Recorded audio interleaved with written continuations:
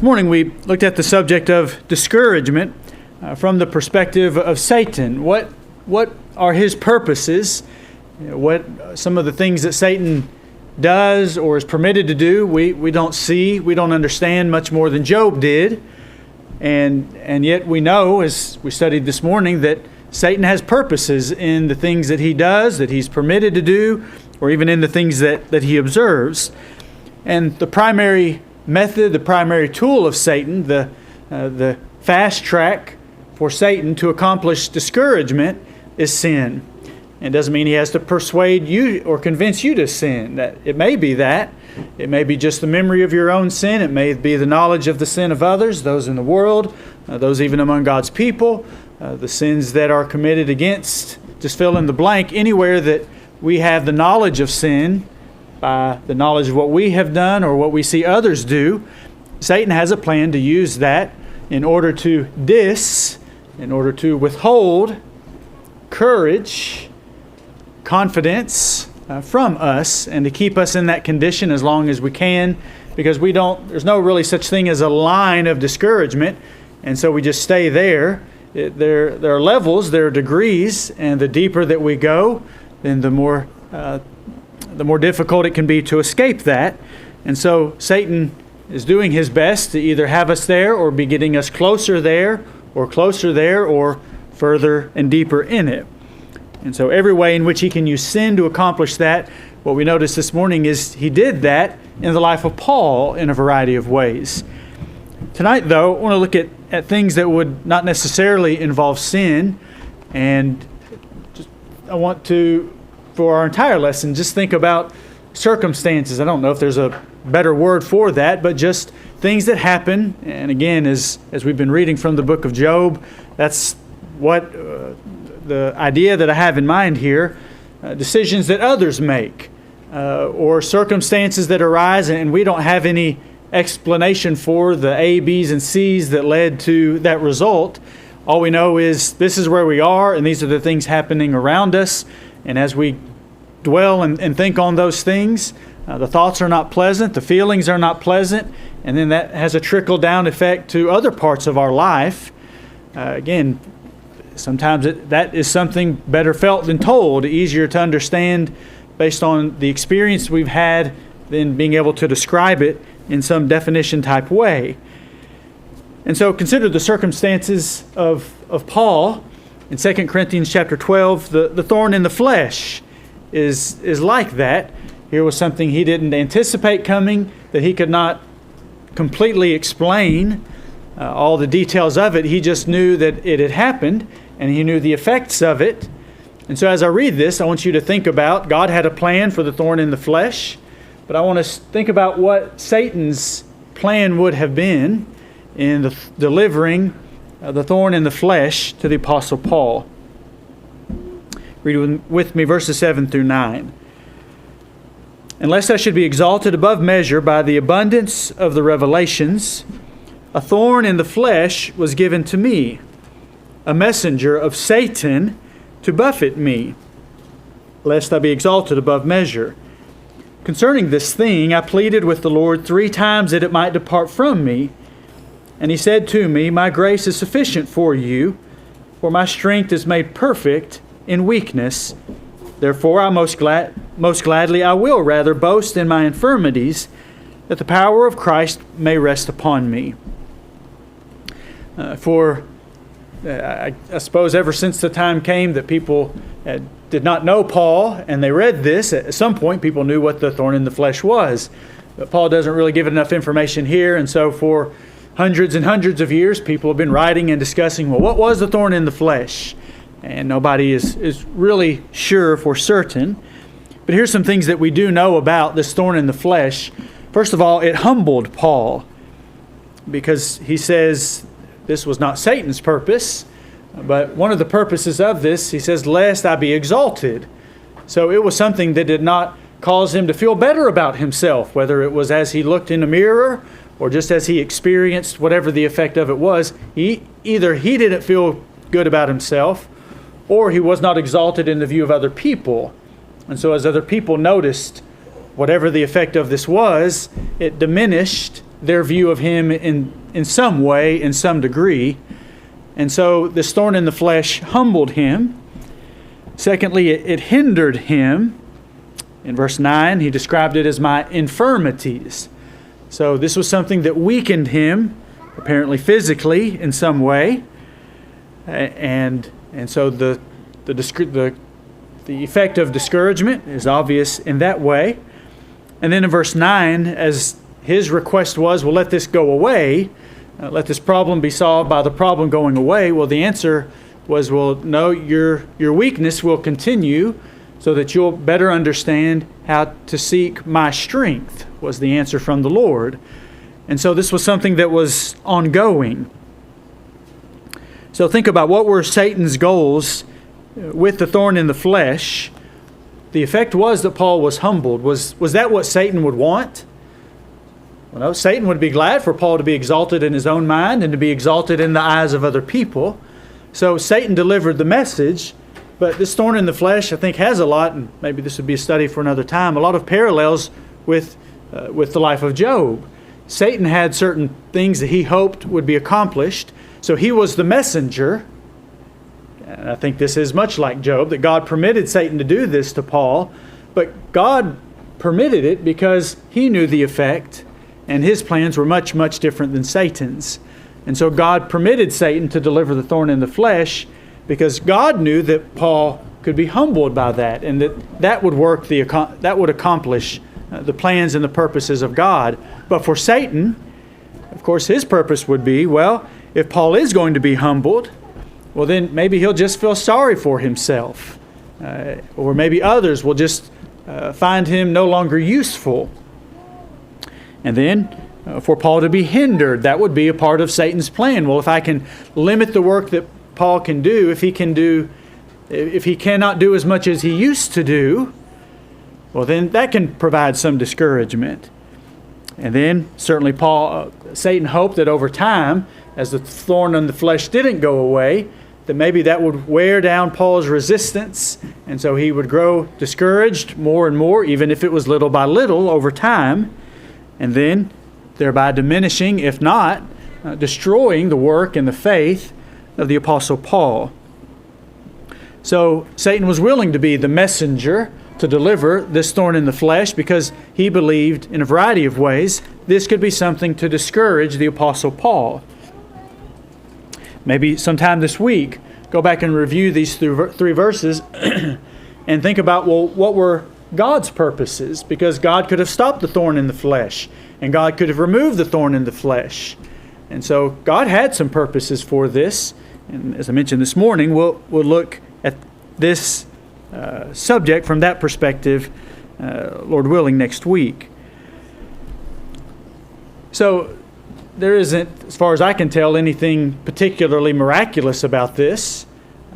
Satan can still deliver thorns in the flesh or things that are similar to that, things that we cannot control, things that humble us, either embarrass us in our own eyes or maybe in the perception of other people, things that hinder us, things, again, just by circumstance. We didn't sin, nobody else sinned, but we don't know how we got there, but where we are now means we're not doing what we used to do, or to the degree that we used to do it, or we see others doing the things that we once did or that we would like to do.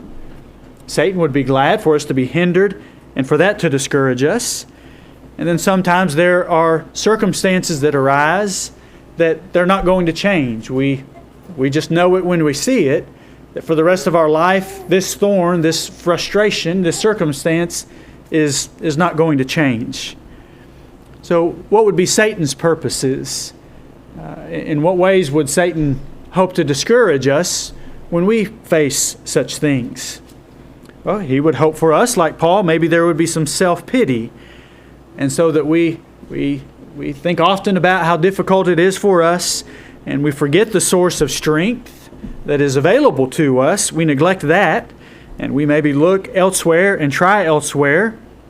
We try to bandage it or cover it up in some way so that it is so apparent to us, or so that others don't notice it so much. And so it's constantly on our mind. I've got to cover this up. I've got to hide it. I don't want others to think about it. and we just are overly attentive to ourselves in self-pity. If we're constantly looking at ourselves, then Satan has discouraged us, and now he's distracted us so that we're not looking around ourselves. We're not looking around us. We're just stuck in thinking about and talking about maybe the way things are, or then the stereotypical, the good old days. And from time to time, not wrong to reminisce, of course, but to go back to constantly thinking of the past, living in the past, dreaming in how things were and what I did and how things used to be, when that's where self-pity drags me, then I am discouraged, and Satan has distracted me. The more focused I become there, then I stop looking around at, well, what about other people? Am I on the island of discouragement by myself? Or I might be discouraged. It's not sinful. But are there other people that are discouraged? Are there other people who need some encouragement? Is there some way or someone I can serve someone else?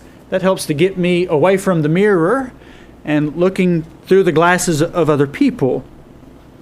That helps me. But that's what Satan would prefer we not do.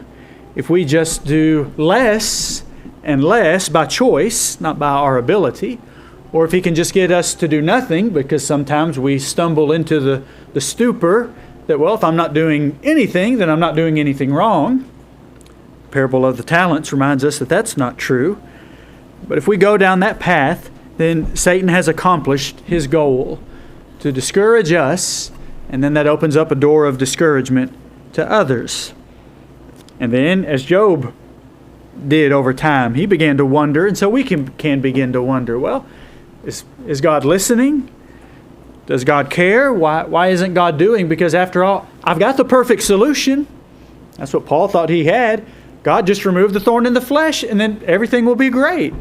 So we have the perfect solution. Why isn't God just fixing the problem the way that we know it ought to be fixed?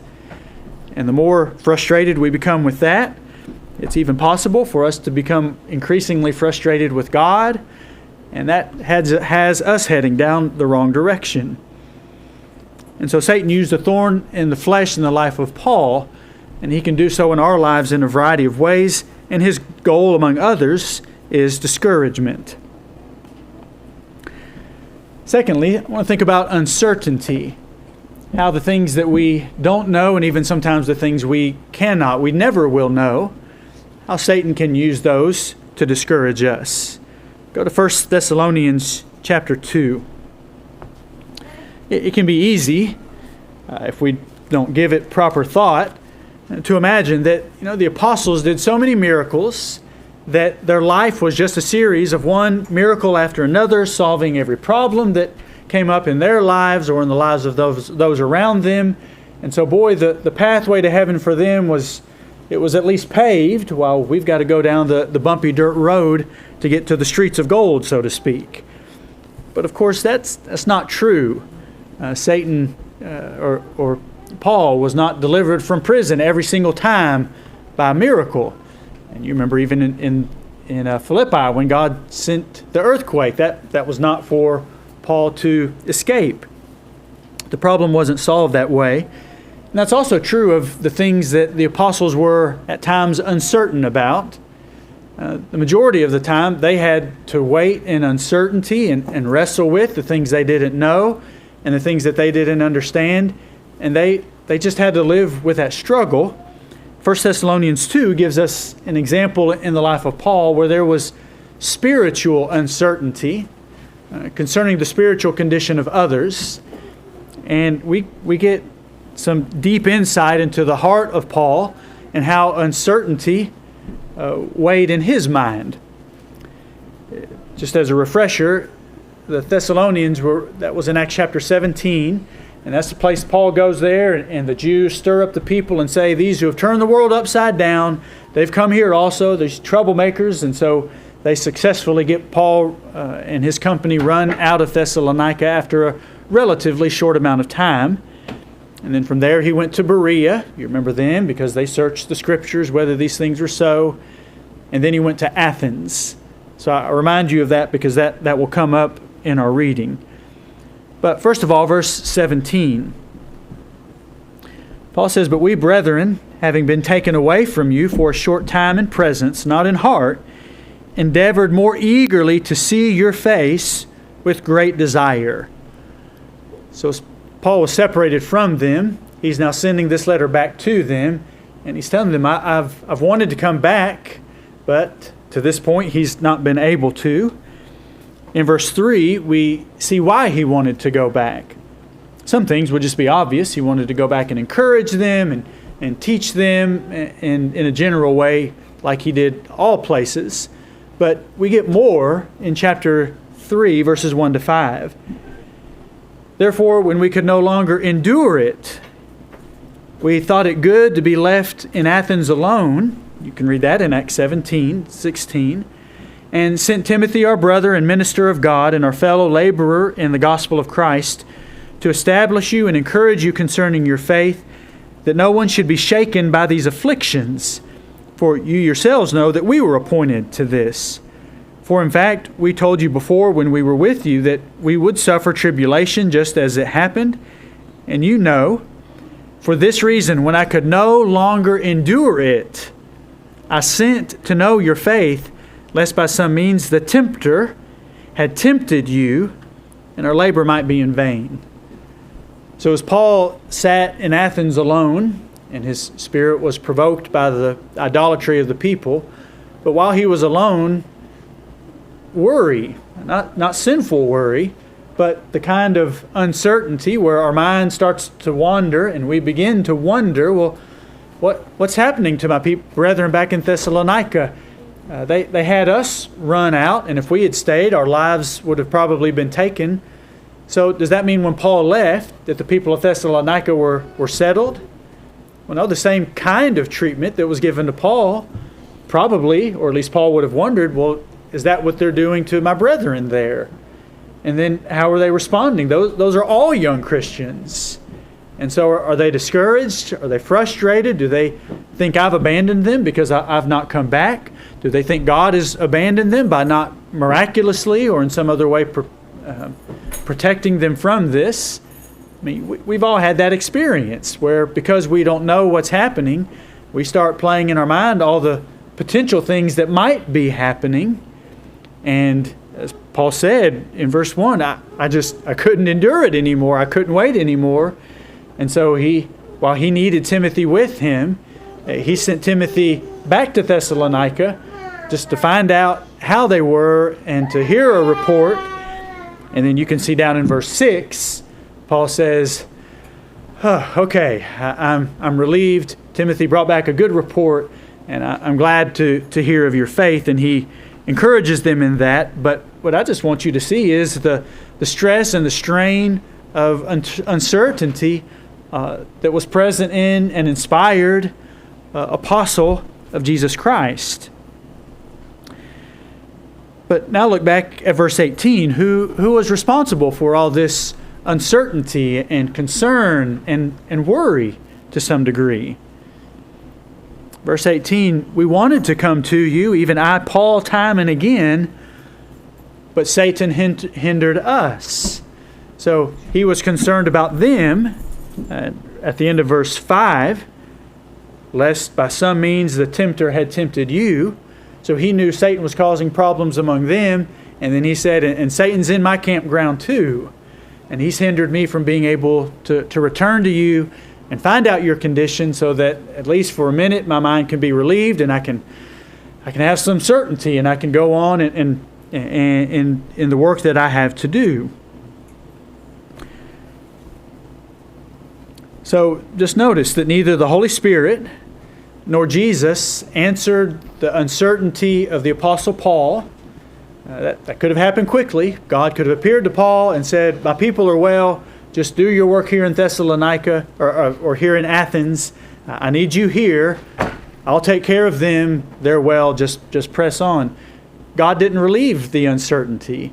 And there was a time where God did not, because of basic human limitations, God did not let Paul know how they were doing. And eventually a door was did open for him to know, but that time of uncertainty, that time of waiting and wondering, how are they and how is it going to turn out? I think it's easy to see that's a part of Satan's plans for Paul's discouragement, even in spiritual things. And then consider the uncertainty of physical things. In 2 Timothy chapter 4,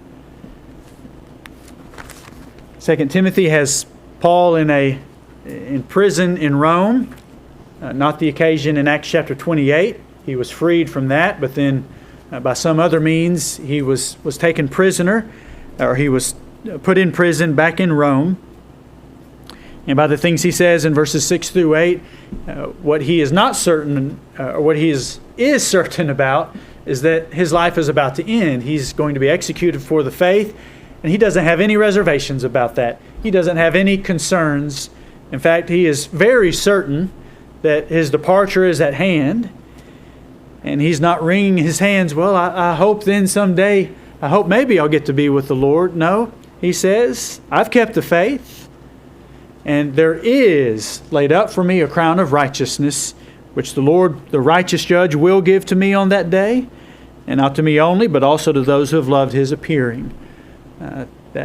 That's not arrogance, but that's the confidence that God permits every Christian to have when we examine our lives and we examine his word and we seek his help. That's the mindset that we ought to be in, that God offers to us, so that we can rest in peace for certain. But while his death is certain, in the meantime, there are some things he's not so sure about. For example, verse 9. So he sends this letter to Timothy and says, be diligent to come to me quickly. So I don't know at this point where Timothy is or what he's engaged in, but notice Paul basically says, I want you to drop whatever you're doing. And that's no minor request. Paul knows wherever Timothy is, he's preaching the word in season, out of season, and he wants him to continue to do that. But for some reason, Paul wants to see his friend one more time. And Paul's willing to request that Timothy put a pause on the work of spreading the gospel there, to come and to refresh and to encourage him. But will Timothy be able to? Will Timothy even be willing to? While Paul remains isolated where he is, what about that uncertainty? Now we might think, well, Paul has nothing to worry about. Paul and Timothy, they're close. Timothy's going to come if he's able to. But verse 10, Paul has some reason. Paul's just like you and me. We can all create these circumstances based on what other people have done to think, well, someone else might do the same to me. What happened in verse 10? Well, Demas has forsaken me. And if I'm Paul, maybe my mind starts to run away from me, and well, Demas forsook me. What if Timothy forsakes me? Not a pleasant circumstance. In verse 20, Erastus stayed in Corinth, but Trophimus I have left, and Miletus sick. And so there were some who were not with him who would be willing to be him, but they were hindered. Trophimus here, Paul, it sounds like, wanted him to be with him, but because of his illness, he couldn't come. And only Luke, verse 11, I think I meant to read that. Yes, verse 11, only Luke is with me. Get Mark. You remember that's the Mark that had abandoned Paul in Acts chapter 13, and that later Barnabas wanted to take Mark, and Paul said, no, we're not going to take him. Well, now Paul says, bring Mark, for he is profitable for me and useful to me in the ministry. So is it just knowing human nature? Is it hard to imagine Paul being discouraged, having been forsaken by some, having just by circumstance, having others not able to be with him, and now he makes this urgent request. Notice as well in verse 21, Timothy, do your utmost to come to me before winter. Come soon, Timothy. Come quickly, Timothy. But in the meantime, He has Luke. But in the meantime, we've already read back in 1 Thessalonians, Paul's like you and me. His mind can go in a dozen different directions, and Satan is happy for that if that would discourage him in some way. Doesn't mean for sure that he was, but what would the goal of Satan be? As Paul is there and has only Luke with him, Satan would use this isolation and the time of uncertainty in order to discourage Paul.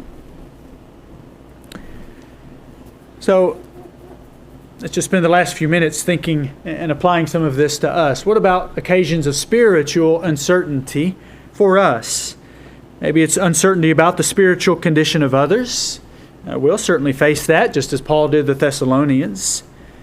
And it's not a totally bad thing, because as it did in Paul, as long as he did not know how well they were, they were on his mind. No doubt he was praying for them, and it becomes obvious he was looking for some way.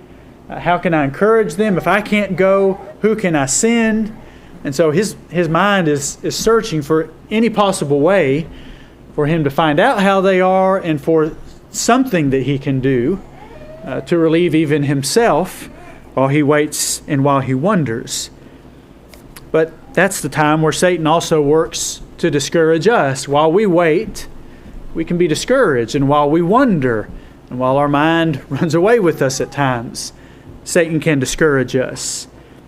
When we're uncertain about the spiritual condition of others, we can be tempted to be suspicious. Again, Paul, well, why isn't Timothy coming? Why hasn't he come yet? Sometimes we can become suspicious of others and maybe inflate the problem. Maybe there is a problem, but sometimes we can imagine that it's worse than it actually is, to the point that then we just give up trying to help them because Satan has successfully discouraged us. Satan is happy for us to be too busy. And so we wonder how someone is, but then our schedule just gets full and we can't find the time to make some time to go and find out how they are and how to find some way that we can encourage them. And so day after day, the 24 hours just get away from us, and we still don't know how they are. Satan can tempt us to become arrogant. Well, why aren't they just stronger? Why aren't they just more like me? If they were doing the things I were doing, well, then things would be okay.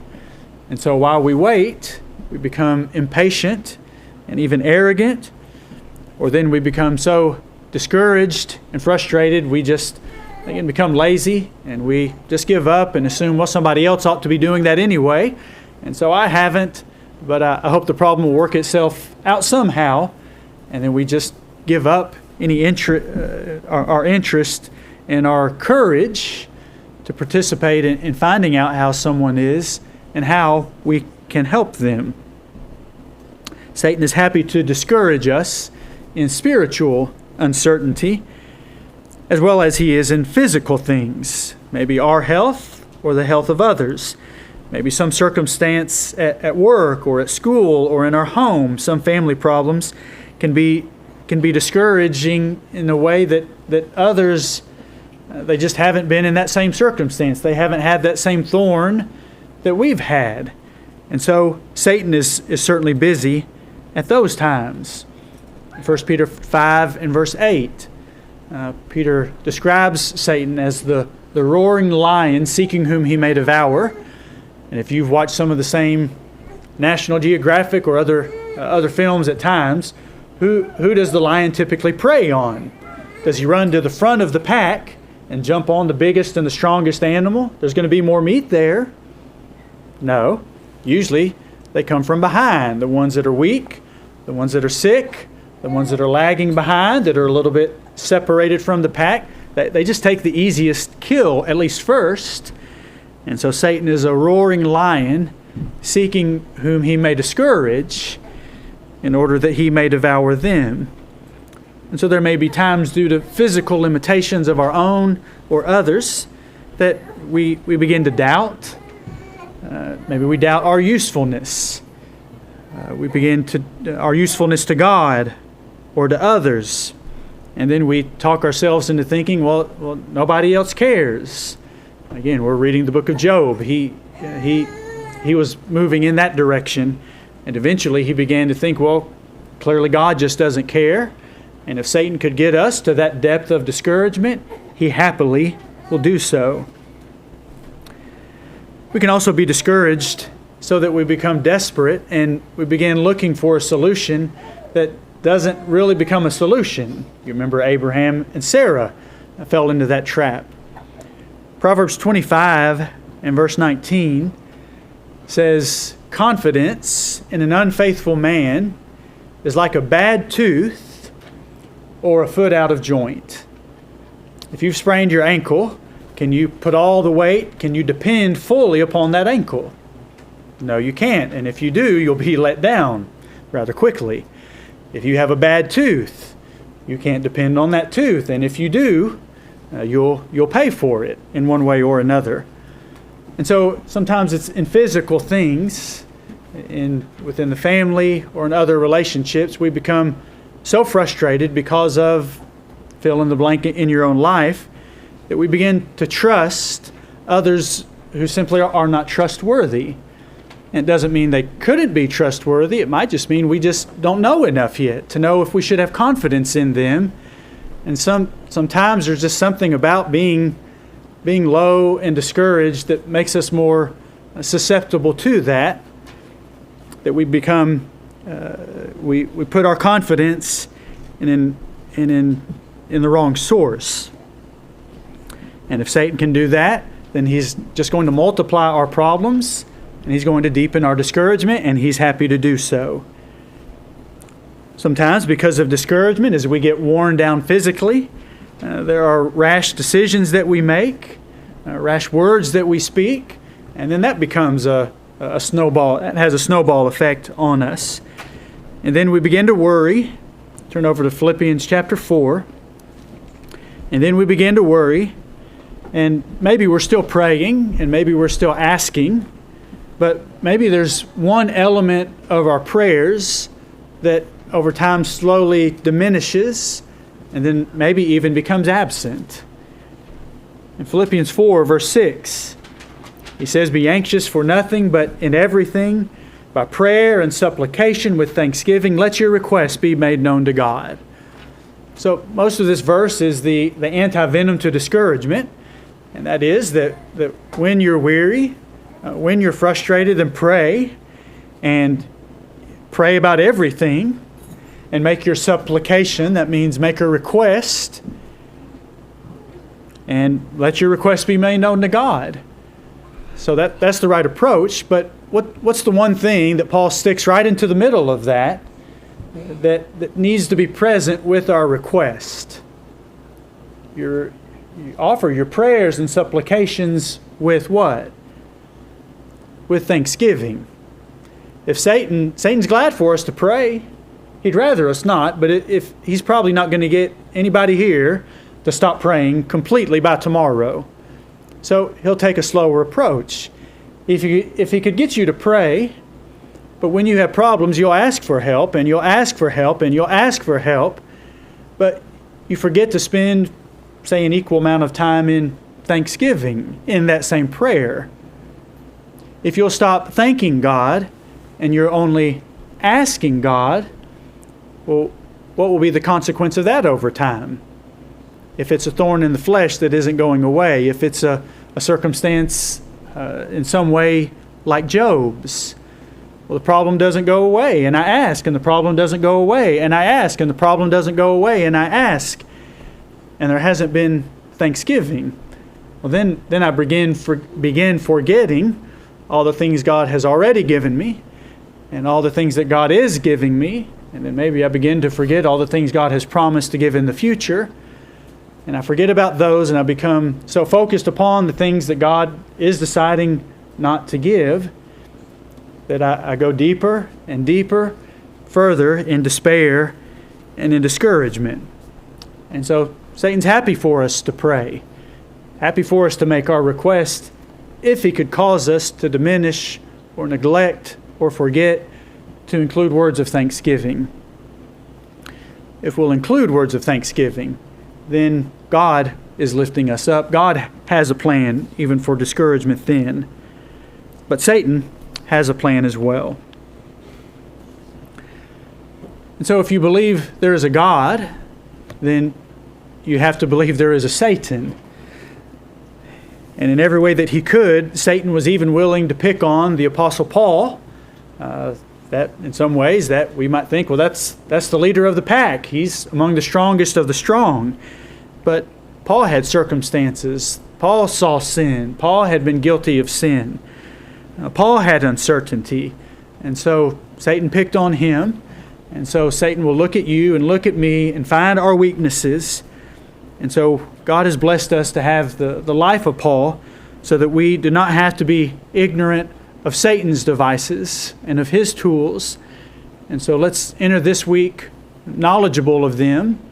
And then throughout this week, think about the opposite side of that, the plans that God has for discouragement.